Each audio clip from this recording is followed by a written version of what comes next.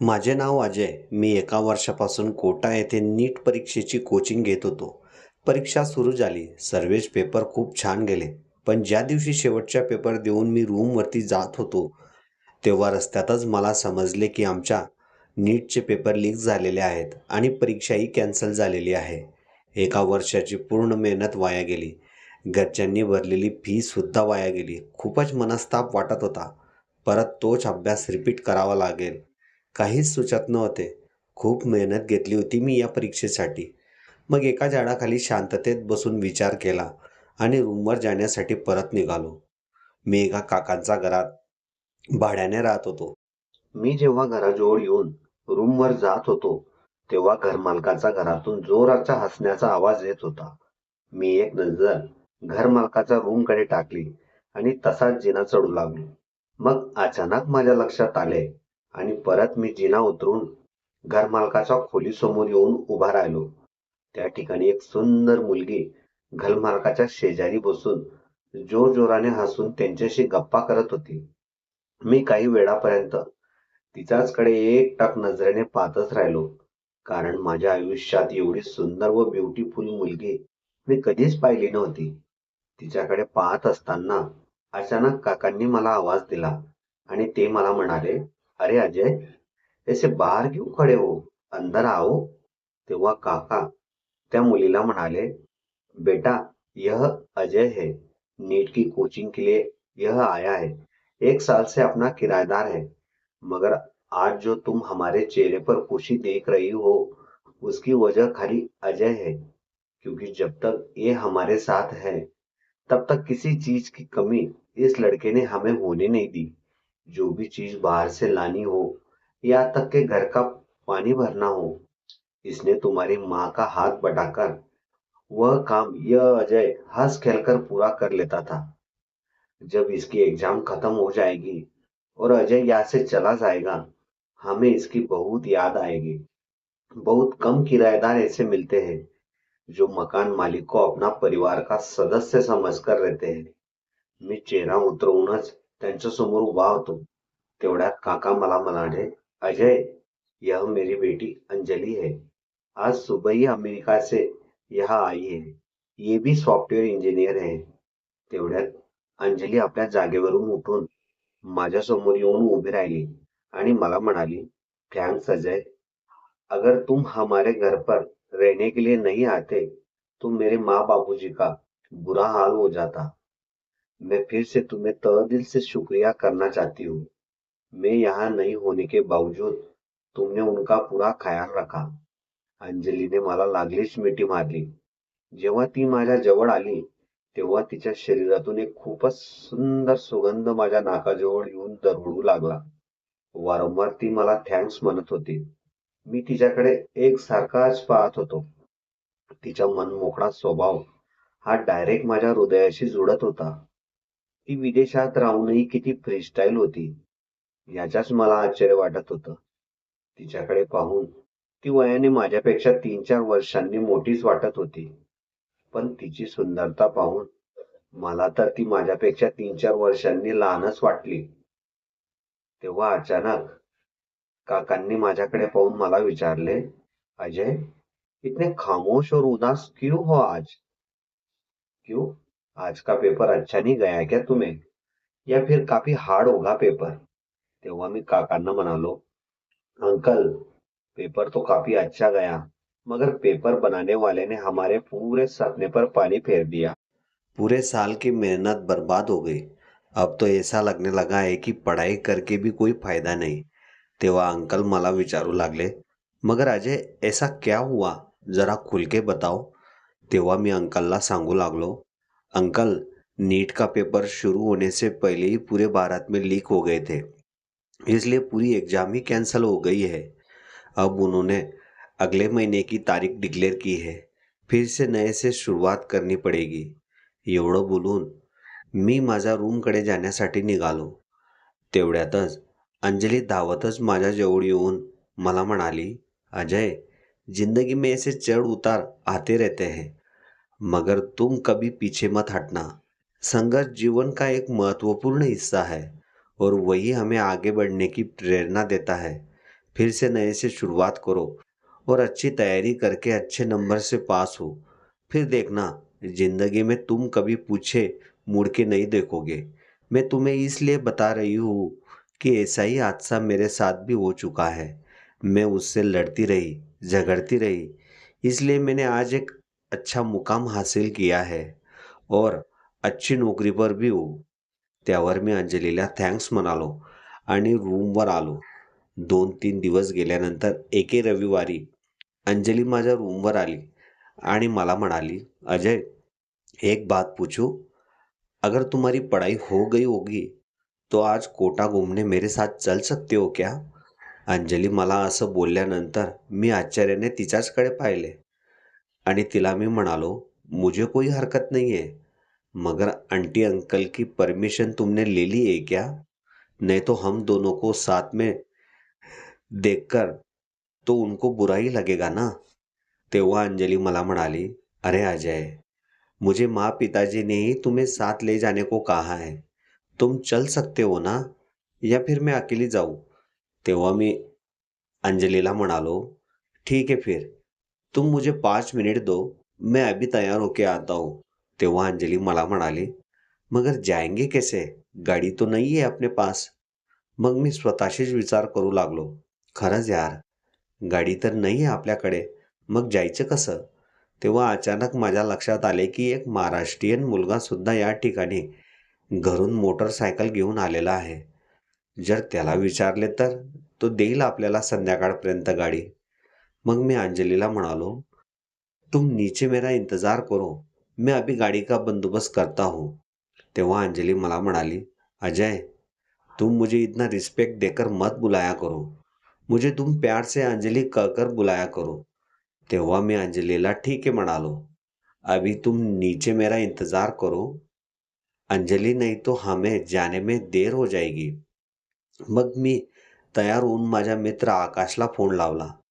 त्याने माझ्या शब्दाचा मान देऊन एका झटक्यात गाडी द्यायला तो तयारही झाला. आकाशच्या आणि माझ्या रूमचे अंतर काही फारसे नव्हते, म्हणून मी तयार होऊन अगोदर आकाशच्या रूमवर गाडी घेऊन सरळ घरमालकाचा घराबाहेर आलो आणि अंजलीला आवाज देऊ लागलो. अंजली ही काही क्षणातच बाहेर आली. तिच्यात मला काहीतरी वेगळंच दिसून आलं. मी तिच्याकडे एकसारखाच पाहू लागलो होतो, कारण जेव्हा ती माझ्या रूमवर आली होती तेव्हा ती अगदी नॉर्मल ड्रेसमध्ये होती. पण आता तिने विदेशातून विकत घेतलेला ड्रेस घातला होता. त्यात ती अगदी विदेशातली सुंदर व ब्युटिफुल मुलगी दिसत होती. माझी नजर तर तिच्यावरून हटवायची इच्छाच होत नव्हती. अंजलीने काही विचार न करता माझ्या खांद्यावर हात ठेवला आणि डायरेक्ट ती गाडीवर येऊन बसली. मग मला ती म्हणाली, "चलो अजय, जहाँ तुम्हारा मन करता हो वहाँ मुझे ले चलो."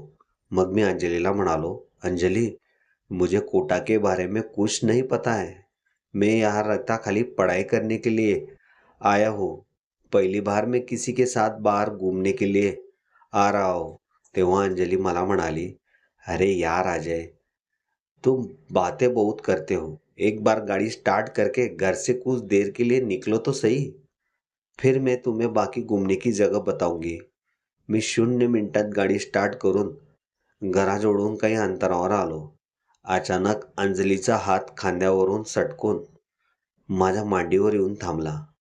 ती हसूनच माझ्याशी बोलत होती, पण तिच्या हाताच्या स्पर्शामुळे माझ्या शरीरात वेगवेगळ्या तरंगही उडू लागल्या होत्या आणि तिने मारलेला परफ्यूमचा सुगंध माझ्या नाकाजवळच पसरू लागला होता. जायचं नेमकं कुठं होतं काहीच माहीत नव्हते, म्हणून मी गाडी सिटीमधून नेत होतो. उन्हाळ्याचे दिवस असल्यामुळे ऊनही खूपच लागत होतं, पण मागे सुंदर मुलगी बसून आपल्याशी गप्प करत असल्यामुळे त्या उन्हाचा प्रकोप जाणवतच नव्हता. पण गाडी जसजशी वेगाने चालू लागायची तसतशी अंजली माझ्या पाठीला येऊन धडक देत होती. मला तर खूपच मजा येत होती, पण अंजलीला या गोष्टीची कल्पनाच नव्हती की अजय मुद्दामून गाडी वेगाने चालवत असताना अचानक स्लो का करत होता. या प्रवासातून आमची जवळीक अधिकच वाढली. मग कोटा आम्ही जवळपास 4-5 तास फिरून अर्धवट पाहून घरी परतलो. मग दररोज संध्याकाळी मला काका काकूंसाठी पाण्याची जार आणावा लागतच होते. म्हणून मी आकाशला त्याची गाडी परत करून घरी येताना तो पाण्याचा जार हातात घेऊनच येत होतो. मग जेव्हा मी घरमालकाच्या घरात प्रवेश केला तेव्हा साईडच्या बेडरूमचा दार अर्धवट उघडा होता आणि त्या रूममध्ये कोणीतरी असल्याचा मला भास झाला. हातात पाण्याचा जार होता. तो जार जागेवर ठेवून मी परतत होतो तेव्हा मला त्या रूममध्ये कोण आहे हे पाहण्याची उत्सुकता झाली. मी हळूहळू पावलं टाकत रूमजवळ आलो. घरात अगदी शांतता होती. मग मी रूममध्ये डोंकून पाहिले तेव्हा अंजली कपडे बदलवत होती. ती त्या अवस्थेत फारच सुंदर दिसत होती. मी काही वेळ त्या ठिकाणी थांबून तिलाच पाहत होतो. मग काही वेळानंतर मला ते चुकीचे वाटू लागले. हे बरोबर नाही म्हणून मी तेथून निघून माझ्या रूमवर आलो. जेव्हा मी रात्रीला मेसमध्ये जेवण्यासाठी निघालो तेव्हा घर मालकाने मला आवाज दिला आणि ते म्हणाले, "अरे अजय, तुम अभी काफी कम आ जा रहे हो घर पर." तेव्हा मी त्यांना म्हणालो, "अंकल, अभी अंजलि आ गए हैं ना आपके पास, तो आपका मन उसी के साथ लगा रहता है, फिर मैं आप लोगों को तकलीफ क्यों दूं?" तेव्हा घरमालक म्हणाले, "तुम्हारे नीट का दोबारा होने वाला एग्जाम कब है?" त्यावर मी त्यांना म्हणालो, "तारीख डिक्लेअर नहीं हुई है, मगर एग्जाम इसी महीने में है." तेवढ्यात अंजली नाईट ड्रेस घालून घरमालकाचा मागून येऊ लागली. तिला कोणताही ड्रेस फारच सुंदर दिसत होता. ती माझ्याकडे फक्त पाहतच होती, पण काही बोलली नाही. मग तिच्याकडे पाहतच मी पण मेसकडे जाण्यासाठी निघालो. काही अंतर चालत गेल्यानंतर मागे वळून पाहिले तेव्हाही अंजली त्याच ठिकाणी उभी राहून माझ्याचकडे पाहत होती. मला भीती वाटू लागली की अंजलीने आपल्याला तिच्या रूम बाहेर उभे असताना पाहिले तर नाही ना. मी त्याच विचारात जेवण करून मेसमधून परत रूमवर आलो. आता बाकी सर्व गोष्टी बाजूला ठेवून मी अभ्यासात लक्ष केंद्रित करत होतो. पण तेव्हाच कोणीतरी दारावर थाप वाजवण्याचा आवाज माझ्या कानी पडला. मी उठून दार उघडण्यासाठी आलो तर समोर अंजली ही नाईट ड्रेस घालून उभी होती. मग मी तिला आत बोलावले आणि विचारले, "अंजली, इतने रात को तुम यहाँ? नींद नहीं आ रही क्या तुम्हें आज?" तेव्हा अंजली मला म्हणाली, "नींद नहीं आ रही है इसलिए मैं तुमसे बातचीत करने के लिए आई हूँ। अजय, तुम्हें मैंने डिस्टर्ब तो नहीं किया ना? तुम पढ़ाई कर रहे थे क्या?" तेव्हा मी अंजलीला म्हणालो, "मैं अभी पढ़ाई करने के लिए बैठ ही रहा था, तब तक तुम यहाँ पर आ गई." मी माझ्या अभ्यासाच्या खुर्चीवर बसूनच अंजलीशी बोलत होतो आणि तेव्हाच माझं लक्ष अंजलीच्या नाईट ड्रेसच्या शर्टवर गेले. तिचे शर्ट पंख्याच्या हवेने वर उडत होतं आणि तिची नाभी मला स्पष्ट दिसत होती. अंजली आतूनही खूप सुंदर दिसत होती. माझी नजर तिच्या पोटावरून हटतच नव्हती. असं वाटत होतं की अंजलीला आताच मिठीत घेऊन तिच्या ओठांवर ओठ टेकवावे. तेव्हा अंजली मला म्हणाली, "अजय, मैं कब से यहाँ तुमसे बात करने के लिए खड़ी हूँ और तुम कहाँ देख रहे हो?" मग मी अंजलीला म्हणालो, "अंजली, मैं किताब की तरफ देख रहा था. मुझे तुम्हारी आवाज़ बिल्कुल सुनाई नहीं दे रही थी." तेव्हा अंजली मला म्हणाली, "तुम्हें मुझसे बात नहीं करनी है तो ठीक है, मैं जाती हूँ." मग मी अंजलीला म्हणालो, "अंजलि, वैसी बात नहीं है. मैं अगर तुमसे बातचीत करता रहूँगा तो मेरी पढ़ाई अधूरी रह जाएगी. इससे अच्छा हम सुबह ही बात करेंगे तो ठीक होगा." अंजली रागातच तिच्या घरी गेली आणि माझ्या डोळ्यांसमोर मी पाहिलेलं अंजलीचे सुंदर चित्र गिरट्या घालू लागलं. खरंच अंजली आपली होऊ शकेल का? माझं तर खूपच प्रेम आहे तिच्यावर. ती पण माझ्यावर तितकंच प्रेम करेल का? या विचारात मला केव्हा झोप लागली तेही कळाले नाही. सकाळी जेव्हा मी उठला तेव्हा घर मालकाच्या घरातून खूप जोरजोराचा आवाज येत होता. मी तसाच खाली आलो आणि समोरचे दृश्य पाहिले तेव्हा काका काकू व अंजली सोबत माझे आई बाबा बसलेले होते. अंजली ही आईच्या शेजारी गाऊन घालून बसली होती. मग मी पण आईच्या समोर येऊन बसला. अंजलीचा गाऊन हा गुडघ्यापर्यंतच होता. त्यातून तिच्या पायाची सुंदरता माझ्या डोळ्यांना जास्तच आकर्षित करत होती.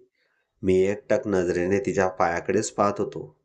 एकदम अंजलीचं लक्ष माझ्याकडे गेले आणि ती भवा उंचावून मला इशारे करू लागली. तिला माहिती झाले होते की मी तिच्या कोणत्या ठिकाणी पाहत आहे.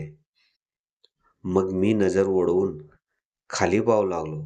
त्यानंतर मी आई व बाबांशी गप्पा करू लागलो. तेव्हा अजूनही अंजली माझ्याचकडे पाहत होती. मग मी तयार होण्यासाठी रूमवर आलो. आई बाबा 2 दिवस माझ्याजवळ थांबले.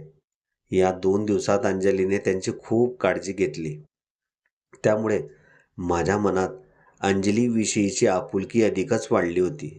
खरंच अंजली किती छान मुलगी आहे. आई व बाबा गेल्यानंतर मला त्यांची आठवणही येत नव्हती, कारण माझ्या डोळ्यात फक्त अंजलीचाच चेहरा बसलेला होता. आता रात्रीचे 10 वाजले होते.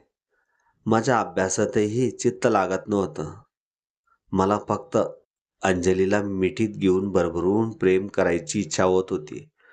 मग दुसऱ्या दिवशी संध्याकाळी मी पाण्याचा जार घेऊन जेव्हा घरमालकाच्या घरात आलो, तेव्हाच अंजली अंघोळ करून बाथरूममधून बाहेर आली. तिने फक्त टॉवेल गुंडाळलेला होता आणि तिच्या केसातून पाणी हे अंगावर येत होतं. घरात कोणीही नव्हते असं वाटत होतं, कारण अंजली त्याच ठिकाणी उभी राहून ती मला व मी तिला पाहत होतो. ती हळूहळू आतल्या रूममध्ये गेली आणि मी पाण्याचा जार ठिकाणावर ठेवून रूममध्ये परतलो. माझे तर चित्तच हरवलं होतं, कारण मी कोणत्याही गोष्टीत लक्ष केंद्रित करण्याचा प्रयत्न करायचो तरी मला अंजलीचाच पाहिलेल्या त्या गोष्टींचा अडथळा येतच होता. संध्याकाळपर्यंत मी टाइमपासच करत राहिलो आणि जेवण करून आल्यानंतर मी अभ्यासात लक्ष केंद्रित करतच होतो. तेव्हाच दारावर कुणीतरी थाप मारल्याचा परत आवाज मला आला. मला 100% खात्री होती यावेळेस अंजलीच आपल्याला भेटायला आली असावी. पण मी जेव्हा दार उघडविला तेव्हा समोर घरमालकाची बायको म्हणजेच काकू उभ्या होत्या. मग मी त्यांना म्हणालो, आंटी कुछ काम था क्या? त्या फार घाबरलेल्या होत्या आणि त्या घाबरलेल्या अवस्थेत मला म्हणाल्या, अजय बेटा जल्दी नीचे चलो, अंजली बहुत जोर से स्लिप होकर नीचे गिर गई, काफ़ी चोट लगी है उसे, अस्पताल लेकर जाना है. मी शॉर्ट पॅन्ट घालूनच अभ्यासाला बसला होता आणि तसाच उठून मी धावतच अंजलीच्या जवळ आलो. तिच्या डोळ्यातून पाणी येत होतं. तिला फार वेदना होत होत्या. मी तिला आपल्या दोघंही हाताने उचलून हॉस्पिटलला नेलं. 2-3 दिवसाच्या उपचारानंतर तिला डिस्चार्ज देण्यात आलं, कारण ती खाली पडल्यामुळे तिचा पाय फ्रॅक्चर झाला होता. असंही ती 1 महिन्यासाठी भारतात आली होती. पण आता तिला 2 महिने या ठिकाणी जास्त थांबावे लागणार होते. मी दिवस रात्र अंजलीसोबत तिच्या मदतीसाठी तिच्या जवळच राहू लागलो होतो आणि काही दिवसानंतर अंजली अचानक मला म्हणाली, अजय मैं तुम्हें कैसी दिखती हूँ?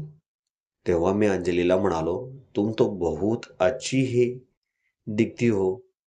मगर अंजली फिर आज तुम मुझे ऐसे सवाल क्यों पूछ रही हो? तेव्हा अंजली मला धन्यवाद म्हणाली. अजय तुमने मेरी काफ़ी मदद की. कोई सगा भी अपनों की इतनी मदद नहीं करता. तेव्हा मी अंजलीला म्हणालो, मुझे यहाँ रहते हुए अंकल आंटी ने अपने ही परिवार का सदस्य बनाकर रखा था. अभी उनकी ही घर के सदस्य पर संकट आया है, तो ऐसी घड़ी में मेरा फर्ज बनता है की मी उनकी मदत करू. 2 दिवसांनी अंजलीच्या पायाचा प्लास्टर सुटणार होता. आता अंजलीला पहिल्यासारखं व्यवस्थित चालता येत होतं. मग आता मी पण माझ्या अभ्यासात लक्ष केंद्रित करू लागलो. मग एके दिवशी रात्री परत अंजली माझ्या रूमवर आली आणि मला म्हणाली, अजय कब तक इतनी पढ़ाई करते रहोगे? कुछ बाहर की दुनिया के बारे में जान लिया करो. तेव्हा मी अंजलीला म्हणालो, बाहर की दुनिया जानकर मैं क्या करूं? मुझे मेरे पिताजी ने यहाँ पढ़ाई करने के लिए भेजा है. आता अंजलीने तोच गुडघ्यापर्यंतचा गाऊन घातलेला होता आणि ती माझ्या शेजारी येऊन बसली व मला म्हणाली, अजय, तुम मुझसे शादी करोगे? तुम मुझे काफी अच्छे लगते हो और तुमसे अच्छा लड़का मुझे कहीं नहीं मिलेगा. तेव्हा मी अंजलीला म्हणालो, मगर अंजली, मैं तुमसे उम्र में 3 साल का छोटा हूँ और मेरे घर वाले क्या सोचेंगे. तेवढ्यात अंजलीने माझा हात तिच्या हातात पकडला आणि म्हणाली, अजय, मैं तुमसे बहुत प्यार करती हूँ. मुझे ऐसे नाराज मत करो. मैं जानती हूँ कि तुम भी मुझसे बहुत प्यार करते हो, मगर कह नहीं पा रहे हो. अंजली माझ्या हाताला तिच्या हाताने दाबू लागली. तिच्या हाताच्या स्पर्शामुळे माझ्या अंगात एक वेगळ्याच तरंग उडू लागल्या होत्या. मला फार भीती वाटत होती. तेव्हा अंजलीने हळूहळू आपलेच ओठ माझ्या ओठांपर्यंत घेऊन आली. माझं लक्ष आता तिच्या गुलाबी ओठांवरच होतं. तेव्हा मी तिला आपल्या इंडियन स्टाईल म्हणजे प्रेम करत होतो. तेव्हा ती मला म्हणाली, अरे धीर रखो, हमारे यहाँ इतने जल्दी कोई प्यार नहीं करता, जरा धीरे धीरे. मग अंजलीने माझ्या त्या ठिकाणी स्पर्श केला. तेव्हाच मी अंजलीच्या ओठांवर ओठ टिकवले आणि तब्बल 1 तासापर्यंत आम्ही एकमेकांच्या ओठांचा रस चाखत राहिलो. मग अंजलीने हळूहळू आपल्या अंगावरील कपडे बाजूला ठेवले आणि रात्रभर आम्ही एकमेकांच्या मिठीत सामावून रात्रभर भरभरून प्रेम केले. आता जोपर्यंत अंजली या ठिकाणी होती तोपर्यंत तिला जेव्हा पण वेळ मिळायचा तेव्हा आम्ही एकमेकांशी भरभरून प्रेम करायचो. अंजलीशी लग्नाच्या प्रस्तावाची गोष्ट मी घरी सांगितली. अगोदर घरच्यांनी नकार दिला, पण मुलगी विदेशात नोकरीला होती आणि पगारही भरपूर असल्याने त्यांनी लगेच होकार दिला. आता मी व अंजली नवरा बायको म्हणून सोबत राहत होतो. काही वर्षांनी माझेही शिक्षण पूर्ण होऊन मलाही चांगली नोकरी अमेरिकाला मिळाली होती. आम्ही आमच्या संसारात अगदी आनंदाने राहत होतो. अशा प्रकारे घरमालकाच्या मुलीला जेव्हा मी पहिल्यांदा पाहिले, त्यानंतर आंघोळ करून झाल्यानंतर पाहिले, अशा पाहण्यात आता तिला बायको बनूनच मी तिला दिवस रात्र पाहतच असतो.